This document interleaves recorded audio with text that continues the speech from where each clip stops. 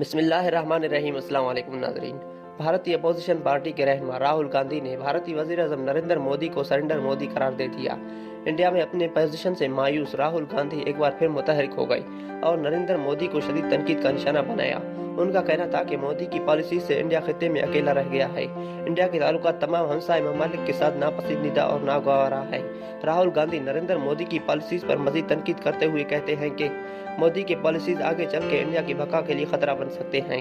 राहुल गांधी ने अपने Twitter account पर जापान टाइम्स की एक खबर का लिंक शेयर किया जिसमें लद्दाख के मुतालिक मोदी की पॉलिसीज पर शदीद तनकीद किया गया है और जापान टाइम्स की जानिब से इंकशाफ किया गया है कि चीनी फौजियों ने भारतीय फौजियों को शिकस्त देकर लद्दाख में मौजूद एक गाँव पर कब्जा कर लिया है।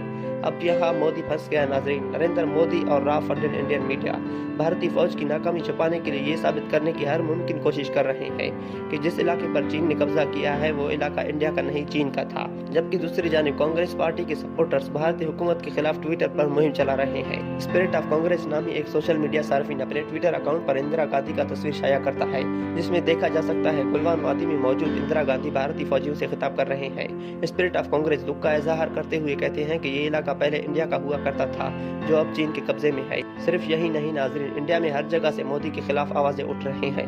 राहुल गांधी का सरेंडर मोदी ट्वीट करने के बाद हर कोई मोदी के खिलाफ आवाज उठा रहा है कि कहीं सच में लद्दाख बेच ना दिया गया हो। देखा जा सकता है नाजरीन, अक्सर सोशल मीडिया सार्फिन अपने हर ट्वीट के साथ सरेंडर मोदी हैंडल दे रहे हैं और देखते ही देखते सरेंडर मोदी टॉप ट्रेंड कर गया। यही वक्त है नाजरीन इंडिया की तबाही का। पाकिस्तान को भी चाहिए कि कश्मीर के मुतालिक कार्रवाई तेज करते हुए चढ़ दौड़े और मजलूम कश्मीरियों को आजाद कराए। इस्लाम जिंदाबाद, पाकिस्तान पाइंदाबाद।